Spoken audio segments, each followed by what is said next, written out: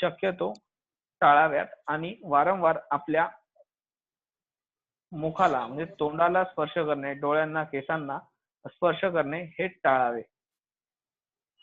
Cover your mouth and your nose with bent elbow or a tissue when coughing. Ideally आता आपण सगळेजण mask वापरतोय, पण एखाद्या वेळेस तुमच्याकडे जेव्हा मास्क नाहीये किंवा तुम्ही घरामध्ये आहे तर टिश्यूवर किंवा रुमालावर किंवा आपला जो एल्बो आहे म्हणजे आपला खांदा, खुंबा, ही खोकलण्याची एक विशिष्ट म्हणजे तो खोकलताना जसं तुम्हाला व्हिडिओ मध्ये दिसेल,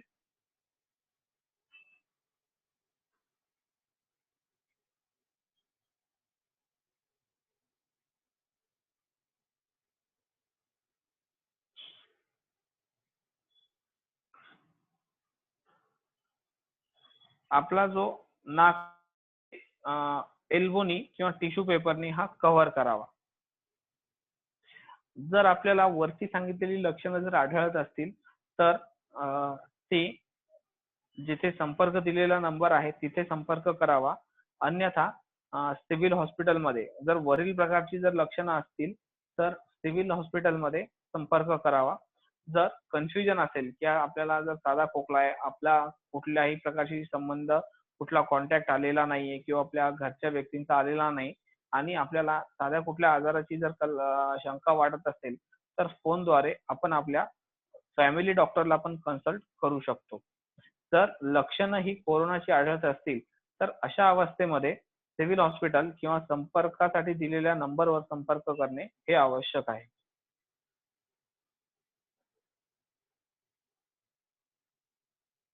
प्रोटेक्टिव्ह मेजर्स आपण बघतोय की stay home if you do not feel well and even if you have mild symptoms जसं की डोकेदुखी, ताप, सर्दी ह्या सगळ्या लक्षणं असताना व्यक्तीने घरी थांबलेलं हे आयडियली जास्त योग्य आहे. If you need to go out म्हणजे जर छोट्या मोठ्या गोष्टीसाठी आपल्याला जर कुठल्या गोष्टीसाठी जाणं आवश्यकच पडते आहे तर अशा वेळेस मास्क वापरणे हे अत्यावश्यक आहे. जर श्वास घेण्यासाठी त्रास होतोय, ताप आहे तर अशा वेळेस नक्कीच हेल्पलाईन नंबरला फोन करून तिथून मदत घ्यावी आणि आपल्या सगळ्या लक्षणांची आणि आपल्या ट्रॅव्हल हिस्ट्रीची सगळी माहिती आपल्या किंवा आपल्या परिवारातल्या आपल्या संबंधातल्या प्रत्येक व्यक्तीची ट्रॅव्हल हिस्ट्री स्वतः ठेवणे व ती पुरेशी योग्य माहिती समोरच्या माणसाला देणे हे निदानासाठी सोयीस्कर होतं. मास्क वापरण्याची पण एक सोपी पद्धत आहे. तशा पद्धतीने जर मास्क वापरला गेला तरच तो उपयोगी होतो. Before wearing a mask, wash your hand with alcohol-based sanitizer or with soap.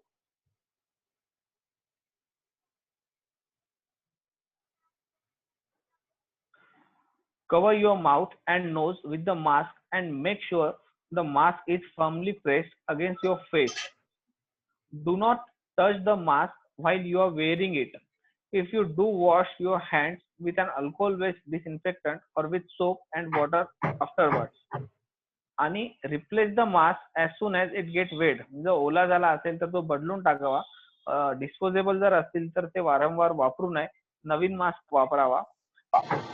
Mask काढताना हा मागच्या बाजूने काढावा, त्याच्या समोरच्या बाजूला कुठल्याही आपल्या हाताचा स्पर्श होणार नाही याची काळजी घ्यावी आणि व्यवस्थित त्याचं जे आहे एक क्लोज कंटेनर म्हणजे बंद कचऱ्याच्या डब्यामध्ये त्याला ठेवावं आणि नंतर स्वच्छ हात धुवावे. ही मास्क वापरण्याची पद्धत आहे जी आपण याच्यामध्ये बघणार आहोत.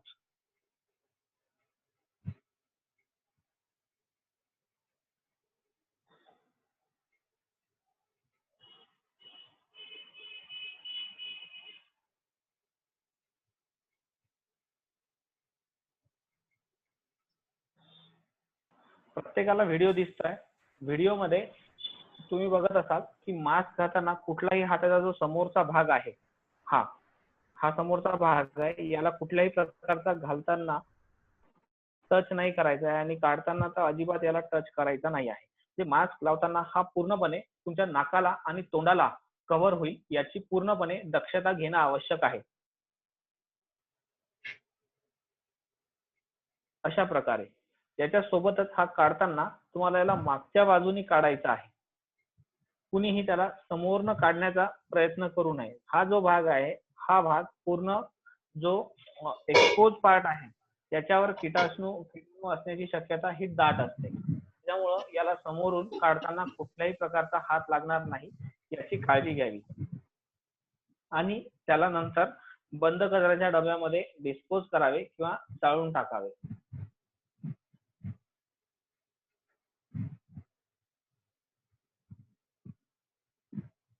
पुढची स्लाइड आपण बघणार आहोत.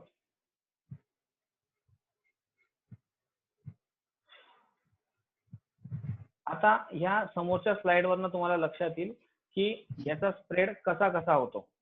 तर virus spread when this droplet म्हणजे एखादा जो आजारी पर्सन तुम्हाला त्या स्लाइड मध्ये दिसत आहे त्याच्याद्वारे जे ड्रॉपलेट बाहेर पडतात त्याच्या नाकातोंडातून ते तुमच्या डोळ्यापर्यंत, नाकापर्यंत, मुखावापर्यंत जर येत असतील तर त्याद्वारे तुम्हाला बाधा होऊ शकते.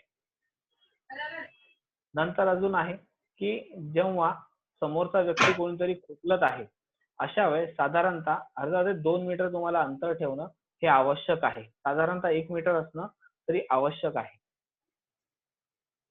तिसरी गोष्ट, जेव्हा समोरचा व्यक्ती खोकलत आहे तर त्याला लगेच रुमाल किंवा मास्क वापरायला सांगा आणि त्याच्यापासून थोडं अंतर ठेवा.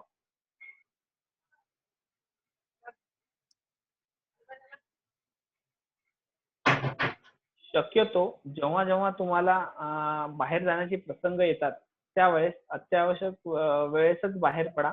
शक्यतो मास्कचा वापर करा आणि गर्दीची ठिकाणं टाळा. बऱ्याच वेळेला गर्दीची ठिकाणं टाळणं ही आवश्यक असतात. पूर्ण गर्दीमध्ये एखादा जरी कॅरियर असला तरी त्या कॅरियर पासून इतरांना होण्याची शक्यता खूप दाट असते. प्रत्येक वेळेला ज्या वेळेला तुम्हाला आजार आहे अशाच वेळेस तुम्हाला मास्क वापरणे आवश्यक आहे असे नाही. तुम्ही काळजीच्या स्वरूपात पण बाहेर पडताना मास्क वापरणं हे अत्यावश्यक आहे. मास्क जे बाजारामध्ये उपलब्ध आहेत, जर तुम्ही मेडिकल फील्डशी संबंधित नाही आहे म्हणजे जर तुम्ही doctor, staff nurse, ward boy किंवा तुमच्या कुठल्याही प्रकारशी संपर्क येत नाही इतर फार जास्त रुग्णांशी किंवा लोकांशी, तर अशा परिस्थितीमध्ये तुम्ही घरी बनवलेले 2 किंवा 3 पदरी जाड असे कापडाचे मास्क वापरू शकता. त्यांची नियमितपणे स्वच्छता किंवा वारंवार ते बदलणे हे आवश्यक आहे. मेडिकल प्रॅक्टिशनर किंवा जो स्टाफ आहे त्यांच्यासाठी N95 प्रकारचा जो मास्क आहे तो रेकमेंडेड आहे. बऱ्याच वेळेला आपण बघतो की जो आजारी पर्सन आहे तो आपल्या समोर नाहीये, पण त्याने जिथे जिथे स्पर्श केलाय, एखादा दरवाजा असू शकतं, बसची एखादी कडी असू शकते, पेन असू शकतं, लॅपटॉप कॉम्प्युटरचा माऊस असू शकतो, कॉम्प्युटर असू शकतं, म्हणजे मोबाईल असू शकतो, लिफ्टचे बटन असू शकतात, पायऱ्याच्या आजूबाजूला असणारी जी रेलिंग आहे ती असू शकते, हॉस्पिटल मधली जी इतर वस्तू आहेत अशा कुठल्याही वस्तू असू शकतात की ज्या आपल्या कधी निदर्शनास येतील किंवा लक्षात येणार पण नाही. पण बेस्ट वे हाच आहे की कुठल्याही गोष्टीला, अनावश्यक गोष्टीला संपर्क करणे टाळावे. आपण आतापर्यंत सांगितली सगळी प्रिकॉशन ही घेणं आवश्यक आहे. कुठल्या गोष्टीला आजारी व्यक्तीचा संपर्क झाला असेल याचा अंदाज बांधणे फार अवघड आहे. पण ज्या गोष्टी आपल्यासाठी आवश्यक नाहीत, उदाहरणार्थ माऊस किंवा लॅपटॉप, इतरांचे मोबाईल ह्या सगळ्या गोष्टी वापरणं शक्यतो टाळाव्या.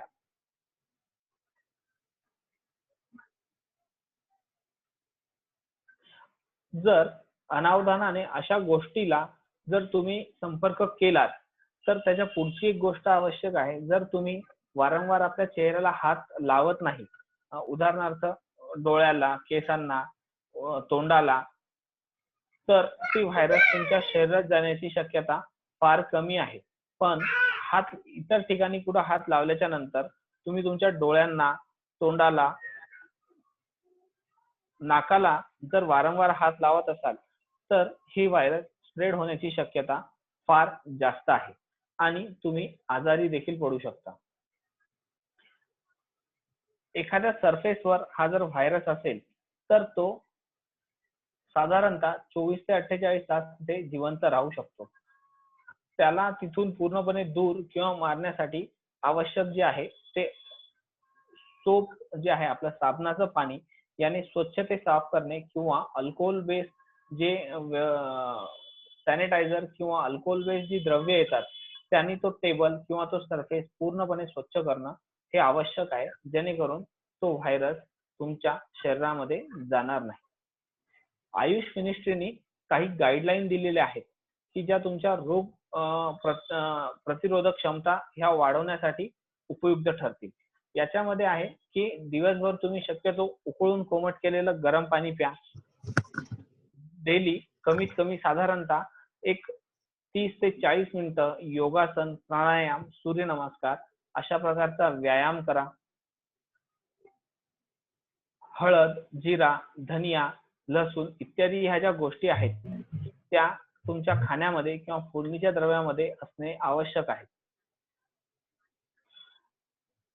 आतापर्यंत आपण ज्या गोष्टी बघितल्यात तर ह्या व्यायाम आणि व्यायाम, प्राणायाम, गरम पाणी याच्या सोबतच अजून काही गोष्टी सांगितल्यात की ज्या तुमच्या इम्युनिटी वाढवतात. यातलं पहिलं उदाहरण आहे च्यवनप्राश. प्रत्येक जणांनी कधी ना कधीतरी आयुष्यामध्ये खाल्लेला असतो.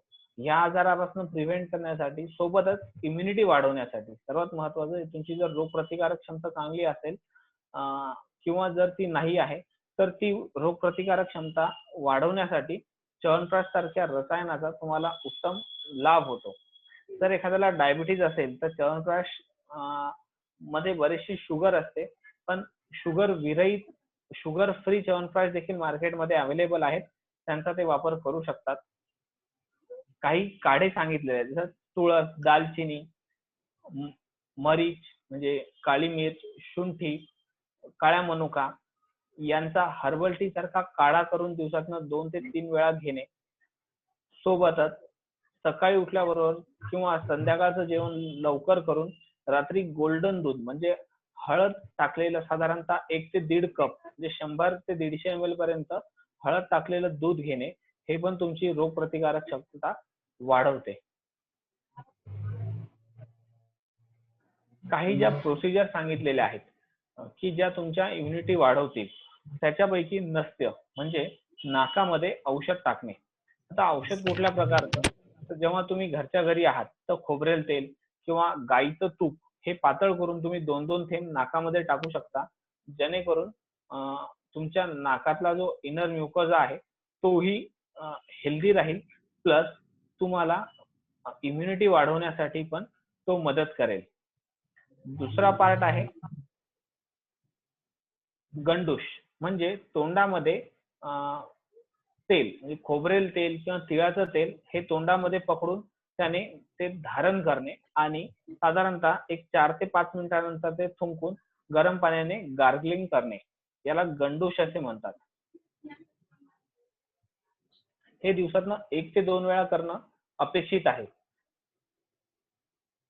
दिवसातनं कमीत कमी 1 ते 2 वेळा पुदिन्याचे पत्ते, अजवाईन हे टाकून त्याची वाफ घेणे. जर तुम्हाला खोकल्यासारख्या जर गोष्टी वाटत असतील तर लवंग चूर्ण आणि गुड आणि शहद म्हणजे हनी या सगळ्या गोष्टी एकत्र करून तुम्ही दिवसातनं 2 ते 3 वेळा तुमच्या डॉक्टरच्या सल्ल्यानुसार घेऊ शकता. मित्र, आतापर्यंत आपण या सगळ्या गोष्टी म्हणजे हा जो आजार आहे हा आपल्या भारतामध्ये चालू होऊन साधारणतः एक 40 ते 50 दिवस पूर्ण होत आलेले आहेत. तर आताची जी स्टेज आहे याच्यामध्ये कम्युनिटी स्प्रेड होण्याची शक्यता ती आता वाढत चाललेली आहे. स्पेसिफिकली आपल्या डिस्ट्रिक्ट बद्दल जर बोलायचं झालं तर वाशिम डिस्ट्रिक्ट हा ग्रीन झोन मध्ये आहे. बऱ्याचशा म्हणजे सध्या कुठलीही कोविड पॉझिटिव्ह व्यक्ती आपल्या जिल्ह्यामध्ये नाही आहे, पण जर यदाकदाचित चुकून जर कोणी जर कॅरियर असेल आणि त्याची जर तपासणी झाली नसेल तर तो इतरांना या आजाराची नक्कीच बाधा करू शकतो. त्याच्यामुळं शक्यतो गरजेच्या ठिकाणी जाणं टाळणं आणि वरती सांगितलेली प्रिव्हेंटिव्ह मेजर्स म्हणजे दोन्ही प्रकारची ज्या गोष्टींनी तुमचा इतर व्यक्तीशी संपर्क येणार आहे ते टाळणे आणि सोबतच आता सांगितलेली जी गाईडलाईन आहे की ज्याने तुमची रोगप्रतिकारक शक्ती वाढणार आहे, अशा गोष्टी आपल्या अंगीभूत करणं हे अत्यावश्यक आहे. शेवटी एकच गोष्ट इथं महत्वाची आहे की हा आजार इतक्या लोकांपर्यंत पोहोचलेला आहे की प्रत्येक दिवसभर टीव्हीवर या सगळ्यांच्याच बातम्या असतात. तर एक भीतीचं वातावरण पूर्ण गावामध्ये, जिल्ह्यामध्ये आणि देशामध्ये तयार झालेला आहे. आणि कुठलाही आजार हा तेव्हाच जास्त अपायकारक ठरतो जेव्हा शारीरिक आणि मानसिक बल हे पूर्णपणे कमी होऊन जातं. तर या शारीरिक बलासोबत मानसिक बल पण तुमचं अत्यावश्यक आहे की जर तुम्ही मनामध्ये एखाद्या गोष्टीची जर खूप जास्त भीती करून घेतली तर ती गोष्ट जेवढी तुम्हाला त्रास देणार आहे त्याच्यापेक्षा कितीतरी जास्त पटीनं ती तुम्हाला बाधा करते. त्याच्यामुळं एकच गोष्ट महत्वाची आहे की या गोष्टीची फार चिंता करू नका. काळजी घेणे फार आवश्यक आहे. काळजी कशा प्रकारची करायची आहे ते आतापर्यंत आपण या सगळ्या स्लाइड्स मधनं ते बघितलेलं आहे. जर कुणाला आतापर्यंतच्या या सेशन मध्ये जर काही शंका असतील तर आपण शंका घेऊयात. कुणाला काय काय प्रश्न असतील ते विचारू शकता.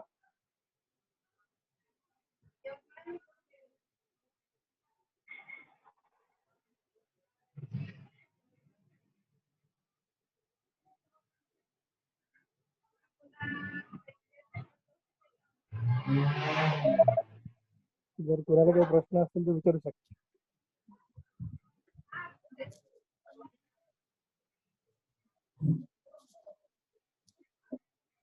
कोरोना विषयी आपल्याला जे काही मनामध्ये संभ्रम आहेत त्याविषयी जर आपल्याला काही प्रश्न विचारायचे असतील तर तुम्ही विचारू शकता. आपण आपला माईक ऑन करू शकता आणि प्रश्न विचारू शकता.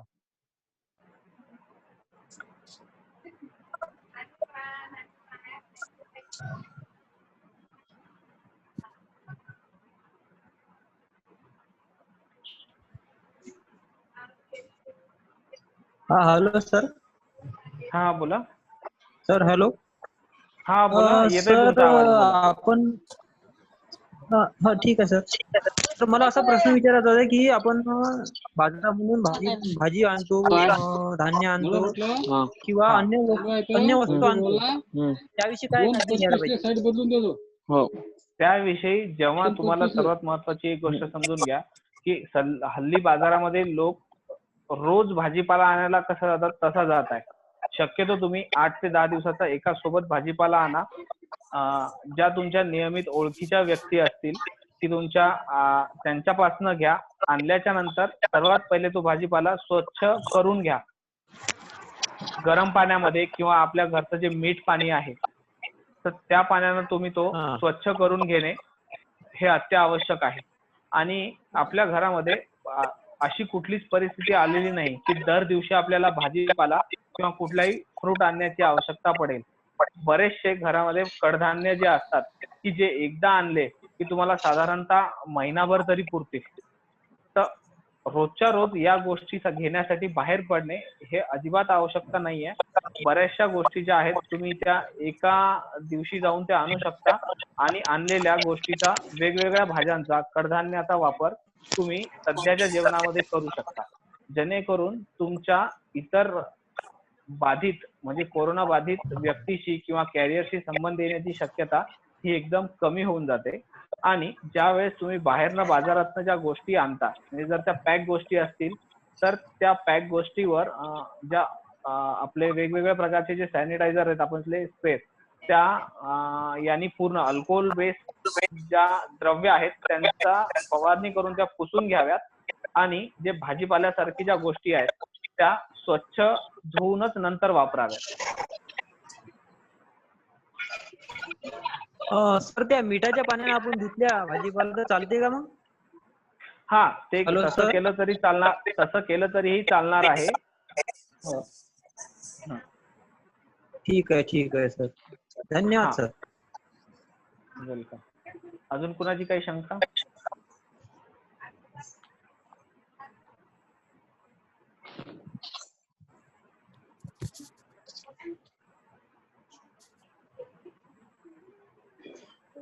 अजून कोणाला कोरोना विषयी जर काही प्रश्न असतील तर आपण विचारू शकता.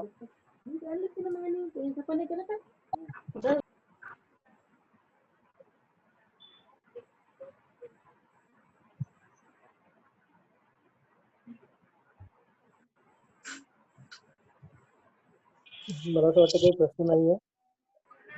आजचं सेशन जे होतं आपलं हे कोरोनावरती होतं, समज आणि गैरसमज यावरती डॉक्टर रोशन MD आहेत आयुर्वेदिक. त्यांनी आपल्याला खूप चांगल्या पद्धतीने समज आणि गैरसमजाच्या समजून सांगितले आहेत. निश्चितच आपल्या सर्वांना याचा फायदा होईल आणि आपण सर्व योग शिक्षक आहात, तर योगाचा प्रचार आणि प्रसार याच्यासोबत आपलं ब्रीदवाक्यच आहे की योगा हा आपण निरोगी राहण्यासाठी किंवा बिमार न पडण्यासाठी आपण करतो.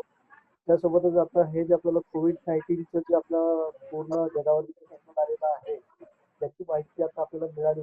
तसंच आपण आपले जे काही योग शिबिर आपण घेत असतो ऑनलाईन किंवा घरी, या सर्व लोकांपर्यंत आपण याची जनजागृती करून लोकांमध्ये त्याचा जो भ्रम आहे तो दूर करण्याचा प्रयत्न करावा, अशी मी सर्वांकडनं अपेक्षा बाळगतो. आणि आजचं सेशन आपलं इथे संपलेलं आहे. उद्यापासून आपल्याला योग शिक्षिका आणि खूप महत्वाच्या वक्ता दीपाताई वानखेडे हे आपल्याला उद्यापासून नवीन आपलं जे बुक आहे योगाभ्यास योग सिद्धांत याविषयी आपल्याला उद्यापासून लेक्चर सुरू करतील आणि त्याची वेळ सुद्धा 1 वाजताची राहील. आणि आपल्याला नेहमीप्रमाणे आपल्याला ID हा पाठवण्यात येईल. तरी उद्या जर काही प्रॉब्लेम असेल तर आपण ते व्हॉट्सअपच्या ग्रुपवरती टाकू शकता. परत एकदा सर्वांचे धन्यवाद मानतो. डॉक्टर साहेबांचे धन्यवाद. आणि काही आपल्याला अडचण असतील तर आपण 2 मिनिटं थांबूया आणि आपलं आजचं ट्रेनिंग जे आहे ते आपण थोड्या वेळाने 5 मिनिटांनी आपण बंद करू. तोपर्यंत काही प्रश्न असतील ते 5 मिनिटाचा अवधी आपल्याकडे आहे.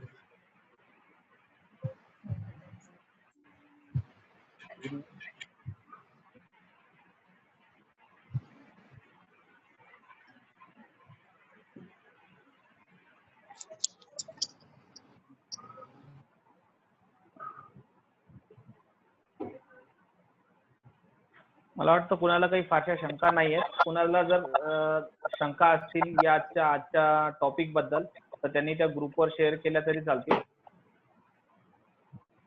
धन्यवाद. मीटिंग लीव्ह करतो. धन्यवाद. Thank you sir.